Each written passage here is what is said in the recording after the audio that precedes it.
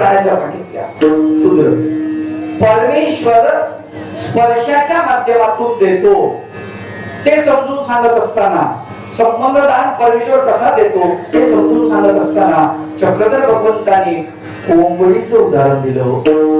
शूद्र प्राणी आहे, लक्षात घ्या.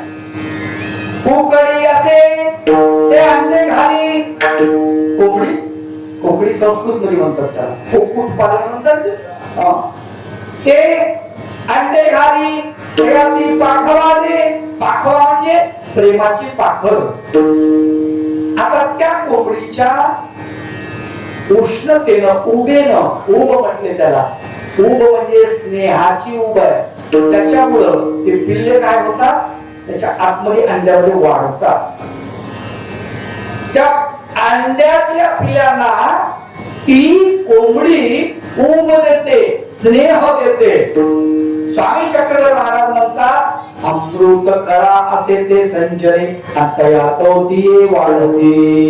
अमृत कळेचा संचार होतो आणि ती पिले वाढतात. लक्षात घ्या, त्याची वाढ होते. प्रत्यक्षात दूध नाही, कोंबडीत दूध आहे का? अजिबात नाही. पण वाढ होते. कशाला वाढते? स्पर्शाच्या माध्यमातून ती माता त्या बालकांना प्रेम देते. तसा परमेश्वर स्पर्शाच्या माध्यमातून देतो. मुद्दे पहिले क्लिअर करू. दुसरा मुद्दा, मासळी असते.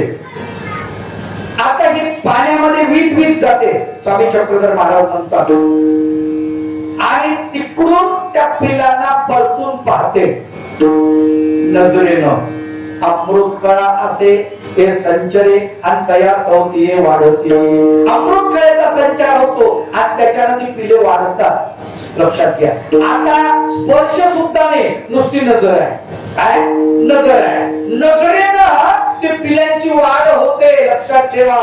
म्हणजे नजरेमध्ये किती ताकद आहे. कुणाच्या? मासळीच्या. माणूस नाही सांगितलं अजून, काय लक्षात? लक्षात घ्या. मासळीच्या नजरेमध्ये किती ताकद आहे हे भगवंत सांगतात. दृष्टीच्या द्वारे देते. अमृत कळा असे ते संचरे तया तो ती वाढती. तिसरा मुद्दा सांगितला, कासवी.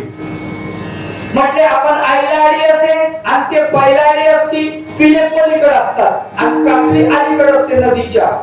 आता दृष्टीद्वारे बी नाही, दिसत सुद्धा नाही. काय करते? ते धोन तयाते अंतःकरणी आठवी. अंतःकरणातून त्या पिलांची आठवण करते. कोण? कासवी. अंतयातो ती वाढती आणि त्या पिलांची वाढ होते. का? म्हणजे अमृत कळेचा संचार होतो. काय कमाल आहे. जर प्राण्याला सगळं हे करता येतं तर तुम्ही माणसे माय बाबू तुम्हाला का करता येऊ नये, नाही का? हे आम्हाला कळलं पाहिजे. त्यासाठी भगवंत सांगतात. शेवटचा मुद्दा भगवंताने सांगितला, शब्दभेदिया रसाचा. शब्दाच्या माध्यमातून परमेश्वर देतात. पण शब्द जे असतात ना, शब्द सगळ्यात शेवटी पर्याय नसला मग शब्द. काय लक्षात? पर्याय. कधी कधी काही गोष्टी ह्या नजरेनं कळतात. आलं का लक्षात? अहो तुमचं माझ्यावर प्रेम आहे, माझं तुमच्यावर प्रेम आहे. मी तुमच्याकडे स्नेहभरीत नजरेनं पाहिलं तरी कळलं पाहिजे. आलं का लक्षात? तरी कळलं पाहिजे. बस कळतं ना. भगवंत कृपा दृष्टीने जेव्हा पाहतात, एका सापाकडे चक्रधर भगवंत पाहतात. सापाला कळलं की असं मुंडकवर काढतो आणि भगवंताकडे बघतो. नजर. काय त्या लक्षात? त्याला कळत. आम्हाला जमत नाही. नजरेची भाषा जी आहे ना, आम्हाला जमून नाही राहिली अजून. आमच्या नजरेतून वासना टपकते. आमच्या नजरेतून विकार टपकतो. आमच्या नजरेतून प्रेम निघत नाही. शोभांती काय सगळ्यात मोठी. दुसरा मुद्दा की आमच्या स्पर्शातून, आमचा स्पर्श इतका वाईट आहे, इतका वाईट आहे की आमचा स्पर्श, या स्पर्शानं वासनाच बाहेर पडते. पण भगवंत सांगतात की स्पर्शानं स्नेह बाहेर पडलं पाहिजे, प्रेम बाहेर पडलं पाहिजे. तिथेच बदल असतो. मी उदाहरणही सांगत असतो. ये नेवलिंगिता कांता ते नेवलिंगिता सुता. मुलीचं लग्न झालं, उदाहरण लक्षात घ्या. मुलीचं लग्न झालं, मुलगी सासरी गेली. मग दोघे पती पत्नी रडायला लागले. पोरीला आपण लहानाचं मोठं केलं, वाढवलं, पाठवलं दुसऱ्याकडे. 2 दिवस झाले, मुलीची आठवण यायला लागली. मुलगी आली अचानक, बापाला सांगितलंच नाही. तिलाही बापाची आठवण आली. ती तिकडून आलेली आहे. दारामध्ये मुलगी आली, दार लोटलेलं नाही. घटना बघा, दार लोटलेलं नाही, दार उघडच आहे. आणि पत्नी रडते म्हणून पतीनं पत्नीला आपल्या कवेमध्ये घेतलंय, आलिंगन दिलेलं आहे. लक्षात घ्यावं का घटना. पत्नीला आलिंगन दिलेलं आहे. इतक्या वेळी मुलीनं दार लोटलं, पप्पा मी आले. आणि पत्नी बाजूला झाली, मुलगी धावत आली आणि पित्याच्या गळ्यात पडली. आता लक्षात घ्यावं का, पहिले ही स्त्रीच होती, आता ही स्त्रीच आहे. काय काय सांगायचं मला. पहिले कोण होती, स्त्रीच होती. हे नेवलिंगिता कांता ते नेवलिंगिता सुता. आता मुलगी आहे, पण अंतःकरणात बदल झाला. बरोबर आहे. पत्नीला आलिंगन देताना त्या पतीचा भाव आणि मुलीला आलिंगन देताना त्या पित्याचा भाव बदल आहे ना. हा बदल आम्हाला कळला पाहिजे, ही सगळ्यात महत्वाची गोष्ट. म्हणून स्पर्श कसा असावा हे आम्हाला समजलं पाहिजे. बायको हो, लक्षात घ्या. भगवंत त्या स्पर्शाची किमया सांगतात आणि ती कोंबडीच्या माध्यमातून सांगतात. भगवंत नजरेची किमया सांगतात आणि ती मासळीच्या माध्यमातून सांगतात. भगवंत अंतःकरणाची किमया सांगतात आणि ती कासरीच्या माध्यमातून सांगतात. तर गंमत अशी आहे, कधी कधी बोलल्याशिवाय जमत नाही, आणि जिथं बोलल्याशिवाय जमत नाही ना, तिथं मूर्खाचा बाजार असतो. कळलं का मला काय म्हणायचंय. आताचा जमाना सुरू झाला, मुलं मुली भेटतात एकामेकाला, काय म्हणतात इंग्रजी मध्ये, माहिती सगळ्यांना, आय लव्ह यू असं म्हणावं लागत असतं. अरे प्रेम जर असेल तर ते डोळ्यातून झिरपत ना, अंगा प्रत्येकातून बाहेर पडतं. प्रत्यक्षात बोलायची काय गरज आहे, बोलावं लागतं. याचा अर्थ तुम्ही ही काय लक्षात, तुमची लेवल घसरलेली आहे. हेच भगवंत सांगतात. शब्दविधी अर्थ समजून सांगताना भगवंत म्हणतात, जेव्हा बोलावं लागतं ना तेव्हा ते ज्ञान असतं, जेव्हा नजरेच्या माध्यमातून जातं तेव्हा ते प्रेम असतं. ब्रह्म परमेश्वर कोणताही अवतार असू द्या, जेव्हा प्रेम देतो ना नजरेमधून आहे. अर्जुनाला बोलावं लागलं, सांगावं लागलं. गोपिकांना सांगण्याची गरज नाही पडली भगवंताला. प्रेम लगेच दिल्या गेलं. उद्धवाला सांगायची गरज नाही पडली, कुंती मातेला सांगायची गरज नाही पडली, रुक्मिणीला सांगायची गरज नाही पडली. आपोआप नजरेच्या माध्यमातून दिल्या गेलं. लक्षात ठेवा. मग जसं माणूस कळत नाही म्हणून खाली खाली घसरतो, लक्षात, शब्दानं देवाला सुद्धा सांगायची गरज पडली. लक्षात, देवाला सुद्धा गरज पडली. असा 4 प्रकारे दान देणारा परमेश्वर, दाता चहुदाणे, स्वामी चक्रधर, प्रेमाचा सागर, 4 प्रकारे दान देतो. त्याला सांगा, आपल्याला असं देता येतं का? नाही देता. आणि अजून तुम्हाला एक मुद्दा यातला सांगतो की चक्रधर भगवंतांनी निसर्गामधल्या माता निवडलेल्या आहेत. विद्याचं नाव नाही, प्रेमासाठी मातेची निवड केलेली आहे भगवंताने. काही क्षुद्र माता, लक्षात, तिला जे कळतं प्रेम, अमृत काळ त्याला म्हटलेलं आहे. माणसं, मी असं म्हणतो कधी कधी की मी पुरुष आहे याचा मला तिरस्कार वाटतो की मी स्त्री का नाही. कारण स्त्रियांमध्ये जे भाव आहे परमेश्वराप्रती तो अत्यंत प्रेमाचा भाव आहे, लक्षात ठेवा. आणि जे स्त्रियांना प्राप्त होऊ शकतं ते पुरुषांना प्राप्त नाही होऊ शकत. कारण स्त्री जेव्हा आपल्या बाळाला दुग्धपान करते, स्तनपान करते, त्यावेळेस त्या बाळाप्रती तिचं जे प्रेम असतं ना, ते प्रेम माणसाकडे नाही. माई बापू, लक्षात ठेवा. दुर्भाग्य होत आपण माणसं, आपल्याला ते मिळालं नाही आहे, आपलं दुर्भाग्य आहे का लक्षात. ते मातेला मिळालं, या भाग्यवान आहे.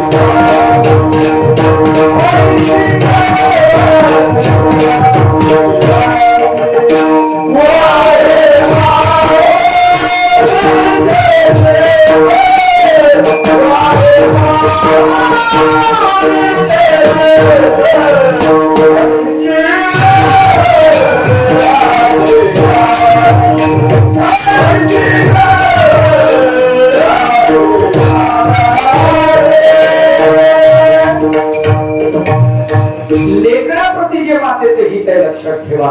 माऊली तिला म्हटलेलं आहे. आणि ती मुलाप्रती प्रेम करते, ते प्रेम अलौकिक आहे, लक्षात ठेवा, अलौकिक आहे. आणि मग तिला जे तिचं जे भाग्य आहे मातेचं, ते पुरुषांचं नाही आहे. विचार जर केला तर आम्ही स्पर्शाचं सुख आम्हाला नाही आहे.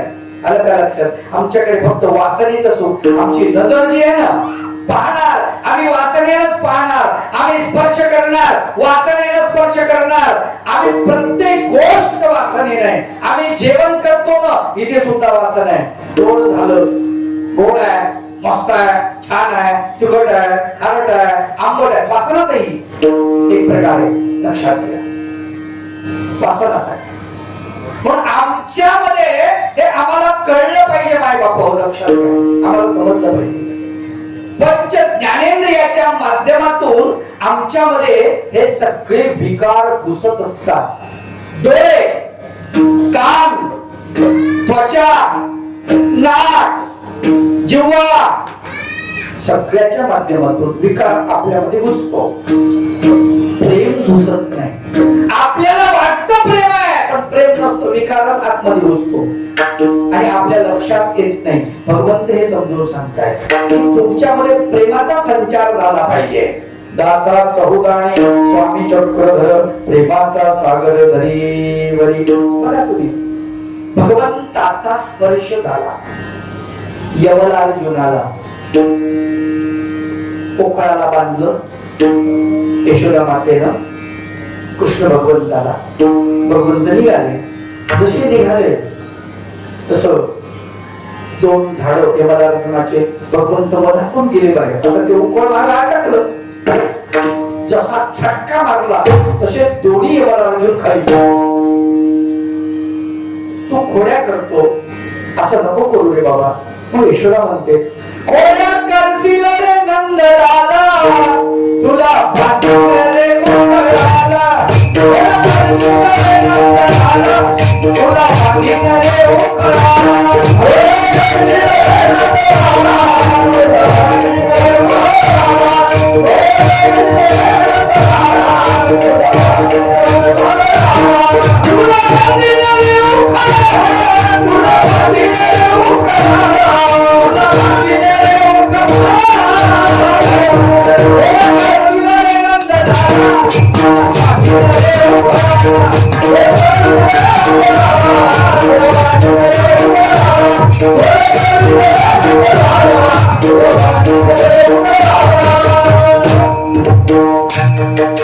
परमेश्वराचा स्पर्श झाला, लक्षात ठेवा.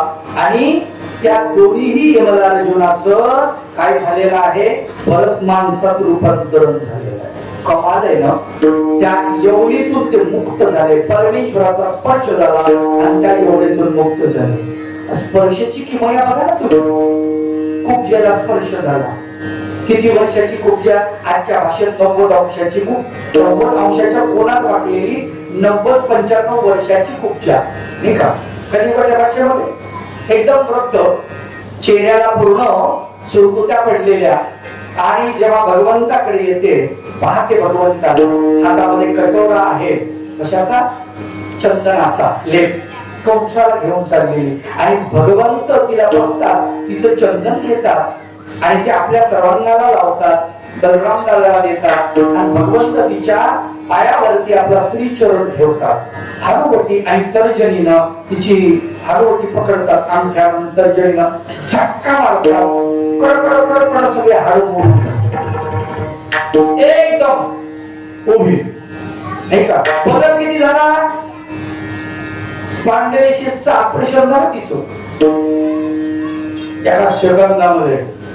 दुसरी गोष्ट, प्लास्टिक सर्जरी झाली सगळ्या शरीराची, तोंडाचीच नाही, सगळं शरीर, सुरकुत्या गेल्या, गायब झाल्या, डोळ्याचं तेज वापस आलं नाही का. आपल्याला तर किती बदल करावा लागतो सुरकुत्या बुजवण्यासाठी नाही का. ब्युटी पार्लर मध्ये जाय, इकडं जाय, तिकडं जाय, हे लाव, ते लाव, ते लाव, आमक लाव, टमक लाव. आपली इकडची गोष्ट नाही, नांदेड जिल्ह्यातली गोष्ट सांग. एका बाईचं पोराचं लग्न, आणि मग खेड्यातली मागली ती, पोराचं लग्न जुळलं तर आता ही वरव आहे. तिची एक मैत्रीण होती नांदेड मध्ये शिक्षिका, ती आली, तिला निमंत्रण पत्रिका गेली, ती आली. अगं म्हणली केसाचा आंबाडा झाला तुझ्या, आणि काळ करते मी बाई, आता हे काळ कसं काय करायचं, आंबडे मी सगळं करते. तिने ती पुडी आणली आणि ती कालवली, तिच्या डोक्याला लावून देते. आता ही गंमत अशी असते की याची पहिले टेस्ट करावी लागते. काय, कोणाला ऍलर्जी असते त्या वस्तूची, तर ते कळलं पाहिजे अगोदर, थोडस लावून बघायचं होतं. पण तिला काय माहिती बिचारी. आता उद्याचं लग्न, आदल्या दिवशी हळद, आणि त्या हळदीच्या दिवशी वरमाईनं लावलं काळ, तिला झाली ऍलर्जी. तोंड मडक्यासारखं सुजलं. वरमाई कुठे, वरबा फिरायला, वरमाई कुठे गेली, आणि ती कुठे आहे, ती कुठे, लोक म्हणजे कोण, ती म्हणजे कोण, अवघड गोष्ट आहे. आता नाव असते पण घेत नाहीत नाव. आमची हिंदू संस्कृती अशी नावं घेत नाहीत कधी. प्रेम आहे म्हणून म्हणतात, ते कुठे गेले, ती कुठे गेली, प्रेम आहे पण नाव घेत नाही, उद्धटपणा मानतात नाव. आताचा जमाना सगळा अवघड आहे, कठीण काम आहे. आताचा जमाना कोणी कसंही नाव घेतो कोणाचं. एका ठिकाणी गेलो, कथेत कथा गेलो, शहरातलं घर होतं, गेल्यानंतर तिथे बसलो, झोपलो, रात्री मुक्काम होता, सकाळी उठलो. उठल्यानंतर ती पत्नी उठली,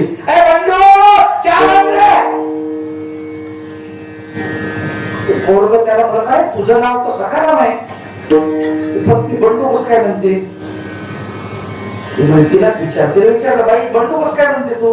त्याचं काय म्हणे, इंग्रजीमध्ये मालकार काय म्हणतात, हजबंड, हज काढून टाकलं म्हणे, बंड बंड बंडू केलं म्हणजे. आवड गोष्ट आहे, कधी गाव आहे. पण तसं ते पूर्वी काही तसं नव्हतं. मग ते मडक्यासारखं तोंड सुचलं, ती बाई काही दिसेना लग्नामध्ये. तिला फोटोग्राफर बघायले, सगळे बघायले, पोर बाई कुठे गेली, आणि असा घुंगळ घातलाय आणि लपून बसले का, तोंड मडक्यासारखं सुचलं. दाखवू मी वाटतं ना, आवड गोष्ट असते. आम्ही आमचा चेहरा चांगला करण्यासाठी केवढी धडपड करतो. परमेश्वर भगवान गोपाल कृष्णाचा स्पर्श झाला आणि तिचं सगळं व्यवस्थित झालं नाही का. तरुण झाली ती, तरुण अगदी. काय भोवयान, काय डोळेन, काय हनवटीन, काय नाचायला लागली, काय गायला लागली, काय भगवंताच्या समोर नृत्य काय करायला लागली. लोक ते येण्यासारखे बघायला लागले ना. लोक म्हणले आलीच कुठून, स्वर्गामधली अप्सरा आली का काय, अप्सरा आली असं डीजेवर वाजत ते. लोक भरते तिला पाहायला, आणि तिनं काय केलं मग ते कटोरं घेतलं आणि कंसाकडे गेलं, कंसाला दिलं. नाचत नाचत कंसाने विचारलं, म्हणले मुली तुझी आजी कुठे आहे? ते म्हणे काय? आजी आजी म्हणजे कोण आजी? कुठच्या? आणि मग मी कोण आहे? म्हणजे तू कोण आहे? म्हणजे मी कुठची आहे? तुझ्या तेवढा बदल कस काय झाला? तेवढी भगवंताची कृपा, त्यातला स्पर्श आला का लक्षात? स्पर्श होता झाले वाकडे सर,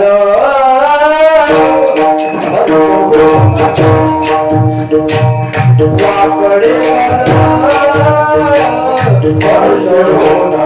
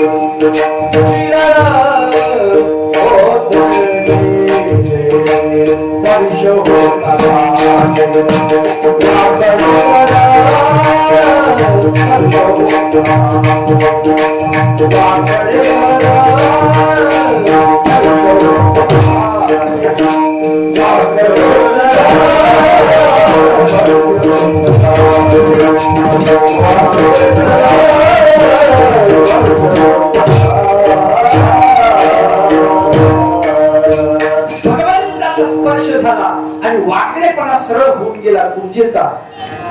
आतमधून अंतःकरणातून वाकडा असलेला कंस भगवंताचा स्पर्श झाला आणि त्याच्यात बदल झाला. जेव्हा भगवंत त्याच्या छातीवर बसले आणि त्याला मुष्टी प्रहार करतात, त्यावेळेस कंस म्हणतो, देवा मार, अजून मार, मी मरायला तयार आहे तुझ्या हाताने. का? भगवंताचा स्पर्श लक्षात ठेवा, इतका महत्वाचा आहे त्या परमेश्वराचा स्पर्श. अहो तोच स्पर्श आज महाराज पंथाची जितकी मंदिर आहेत त्या मंदिरामध्ये त्या परमेश्वराच्या स्पर्शाचं वस्तू इथे आहे. काय म्हणतात त्याला? विशेष. मी असं म्हणेन, जो हनुमंताचा भक्त आहे ना, त्यानं द्रोणागिरी पर्वताला जावं, तिथून कशाला आणावा, हनुमंताची पूजा करा. तुम्हाला प्राण प्रतिष्ठा करायची गरज नाही. रामचंद्राची भक्ती करतायत ना, अयोध्येला जा, तिथला छोटासा दगड आहे, त्याची पूजा करा, रामचंद्राची पूजा करा. कोणाची करा, आमचं म्हणणं नाही, आमचंच करा, पण ते तसं असायला पाहिजे. अधिष्ठान ज्याला म्हणतात ते महत्वाचे. आमच्या मानव पंथामध्ये तुम्हाला जो विशेष दिसेल, जो पाषाण दिसेल मंदिरांमध्ये मठांमध्ये, तो पाषाण किती महत्वाचा आहे लक्षात ठेवा. प्रत्यक्षात दत्त भगवंताचा स्पर्श झालेला, चक्र भगवंताचा स्पर्श झालेला, चक्रपाणी भगवंताचा स्पर्श झालेला, गोपाळ कृष्ण भगवंताचा स्पर्श झालेला, हे चरणांकित पाषाण आहे. लक्षात त्या स्पर्शाची किंमत फार महत्वाची. परमेश्वराच्या स्पर्शाला फार महत्व आहे. ती आठवण आहे, आठवण आहे. काय आठवण? याद आहे ती भगवंताची. त्याला आठवायचं तर कसं आठवायचं? आपल्याला तो दिसत नाही, माहित नाही. कृष्ण कसे होते माहित नाही, हे का संतांनी वर्णन केलं तेवढं दिसते. देहुडा चर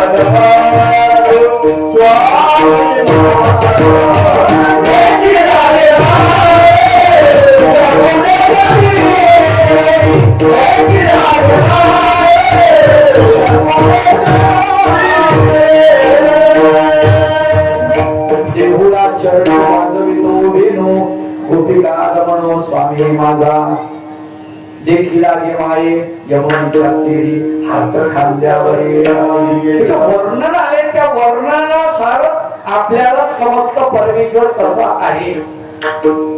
कशी आठवण करणार आपण सांगा तुम्ही. एक तर शास्त्राच्या माध्यमातून संतांनी सांगितलं त्या मापाच्या माध्यमातून नाही का. हे काय उपमा तर आपण देऊ शकत नाही ना भगवंताला. तो असा दिसतो तसा दिसतो तसा आहे मनुष्य रूपामध्ये पण कसा आहे तर त्यासाठी त्याचा संबंध प्रत्यक्षात तो वंदन केल्याचा स्पर्श फार महत्वाचा आहे. अजून तुम्हाला खालच्या स्तरावर येऊन सांगतो तुम्हाला पटकन लक्षात येईल. उदाहरण तुम्हाला सांगतो. परमेश्वराचा स्पर्श झाला आणि परमेश्वराच्या स्पर्शाने पाषाण पवित्र झाले. काय वृक्ष पवित्र झाले, दगड पवित्र झाले, डोंगी पवित्र झाल्या, प्राणी पवित्र झाले. आलं का लक्षात. परमेश्वराच्या स्पर्शाने एवढी किंमत आहे. उखळीची काय किंमत आहे. काहीच किंमत नाही उखळीला. पण प्रत्यक्षात चक्रधर भगवंत गोविंद प्रभू बाबांचा स्पर्श झाला आणि उखळी देव झाले. काय झालं देव.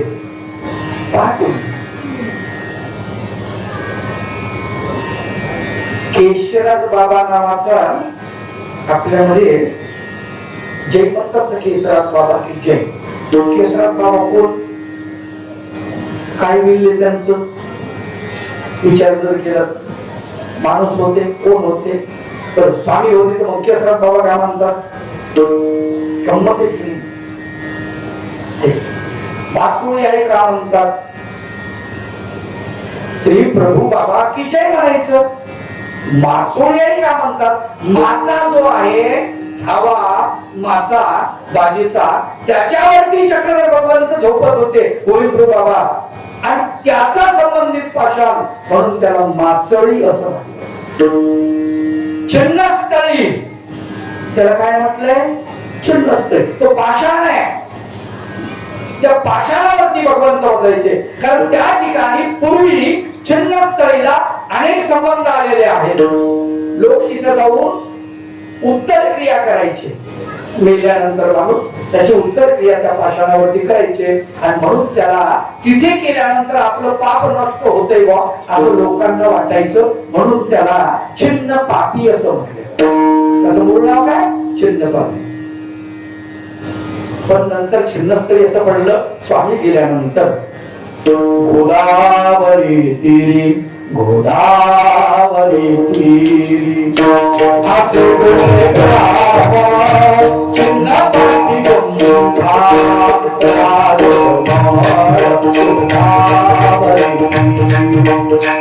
गोदावरी तीरी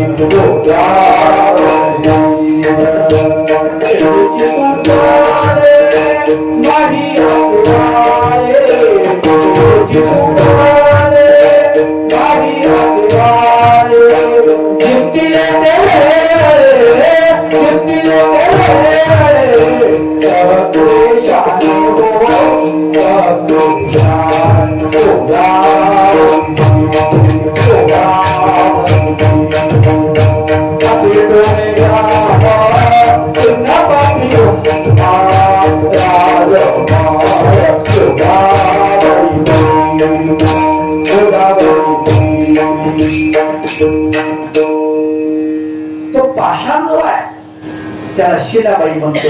कोणती बाई शिलाबाई. रंगूबाई शिलाबाई माचोळी आई कमारी पोकळा आई. पाषाण दुडके फडके मडके रांजणेश्वर अदेव झाले सगळे. आलं लक्षात. नागंबिके तुझ्या आले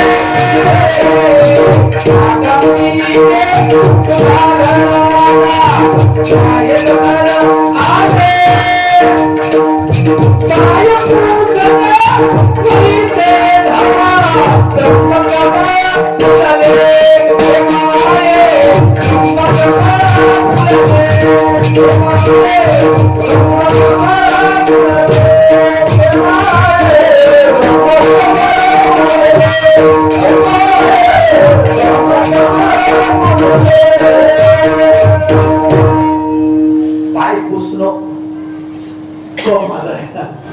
अरे पाय पुसणं देव झालं. चक्रधर भगवंताचा स्पर्श झाला आणि त्याच्यात देवत्व आलं. गंमत आहे ना. तर माणसा तूच का असा चिकना घडा राहिला रे बाबा. तुलाच कसं होत नाही चांगलं. तुझंच का वाटोळ होतंय माणसा. अरे प्राण्यांचं भलं झालं, वृक्षांचं भलं झालं, कापडांचं भलं झालं नाही, पाषाणाचं भलं झालं. जड वस्तू परमेश्वराच्या सान्निध्यात आल्या आणि त्यांचं भलं. असं सांगतात की रामचंद्राचा स्पर्श दगडाला लागला आणि त्याच्यातून बाई निघाली. नाही काय म्हणतात ते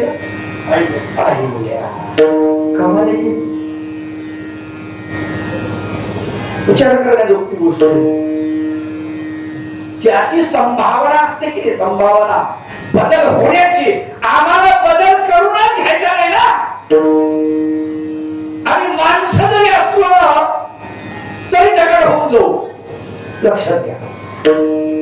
कारण माणूस पण गेलेले आमच्या, त्याच्यामुळे आमची अडचण आहे.